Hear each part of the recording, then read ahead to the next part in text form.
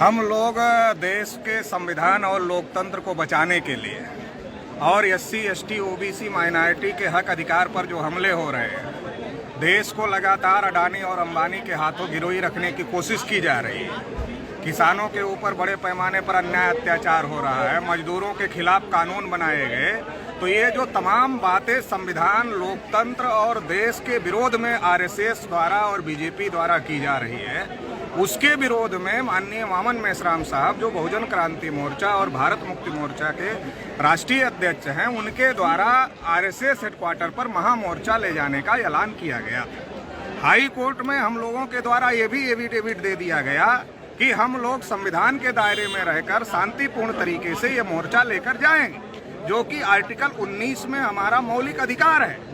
लेकिन जो हमारा आर्टिकल 19 में मौलिक अधिकार है, क्योंकि RSS के लोग बार संविधान बदलने की बात करते हैं, बार वो संविधान पर उनका यकीन नहीं है, ऐसी बातें करते हैं, तो ये जो संविधान द्रोही और देशद्रोही RSS BJP के लोग हैं, उनके द्वारा हम लोगों को अरेस्ट करने का काम किया गया। वामन मेश्राम साहब को भी अरेस्ट करने का काम किया गया, हम लोगों को भी अरेस्ट करने का काम किया गया। ये लोकतंत्र के विरोध में है, ये संविधान के विरोध में है, इसलिए ये जो इस प्रकार का काम किया जा रहा है। और लोकतंत्र में जो बहुसंख्यक आबादी है, चूंकि इस मोर्चे में OBC के लोग बहुत बड़ी संख्या में आए हैं, SC, ST के लोग बहुत बड़ी संख्या में आए हैं और तमाम प्रकार के लोग इसमें बहुत बड़ी संख्या में आए हुए हैं। तो ये जो बहुत बड़ा बहुजन समाज है, जो मूल निवासी समाज है, जिसकी आबादी देश में 85 से 90% है, उसके हक अधिकार की लड़ाई लड़ने के लिए हम लोग संवैधानिक दृष्टि से यहाँ आए हुए थे।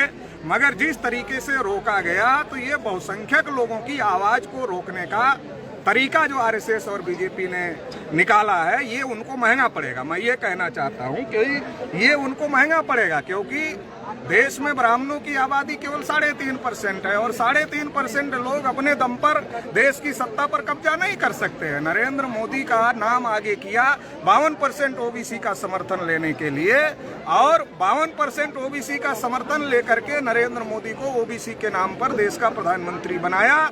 और जब प्रधानमंत्री बना लिया तो जानवरों की गिनती किया, मगर OBC की गिनती नहीं किया। तो ये जो इस प्रकार का काम चल रहा है RSS का, ये हमारे लोगों को गुमराह करके उन्होंने हमारे ही लोगों का सपोर्ट लिया, इसलिए दिल्ली में उनकी सरकार है। तो अभी लोगों को पता चल गया, अगर हम RSS हेडक्वार्टर पर मोर्चा लेके शांतिपूर्वक जाते, शाम को घर चले जाते हमारे लोगों को पता नहीं चलता।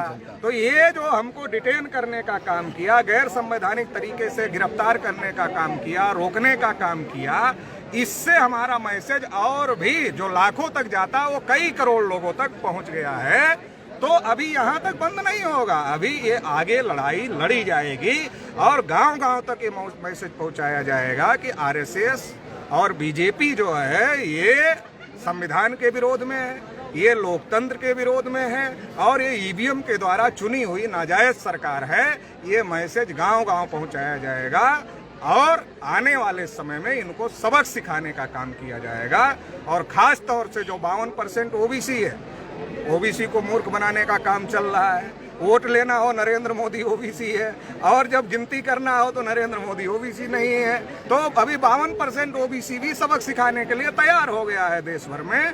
तो 24 के चुनाव में इनको बहुत बड़े पैमाने पर सबक सिखाने का काम इस देश के बहुसंख्यक लोग, जो मूल निवासी समाज के लोग हैं, वो करेंगे। जो बहुजन क्रांति मोर्चा के राष्ट्रीय संयोजक वामन मेश्राम हैं, उन्हें बड़े ही बेदर्दी से खींच करके और डिटेन किया गया, इसको आप किस तरीके से देखते हैं? इस पर क्या किसी भी इतने बड़े नेता को इस तरीके से करना पूरी तरीके से असंवैधानिक और गैर कानूनी है। और बड़े नेता की तो छोड़ो, किसी भी आम नागरिक को भी इस तरीके से जबरदस्ती उठा कर ले जाना, ये मौलिक अधिकारों का भी उल्लंघन है, ये संविधान का भी उल्लंघन है। और कोई आदेश पुलिस वालों के पास में नहीं था अरेस्ट करने का, इसके बावजूद भी अरेस्ट किया। ये जो गैर संवैधानिक कृत्य किया है, इसके लिए हम लोग कोर्ट में भी लड़ेंगे और मैदान में भी लोगों को, समाज में भी जागृत करने का काम करेंगे। ये लड़ाई सड़क पर भी लड़ने का काम करेंगे और कोर्ट में भी लड़ने का काम करेंगे। और जो दोषी पुलिस अधिकारी हैं, उनके खिलाफ कार्यवाही करवाने तक ये लड़ाई लड़ी जाएगी।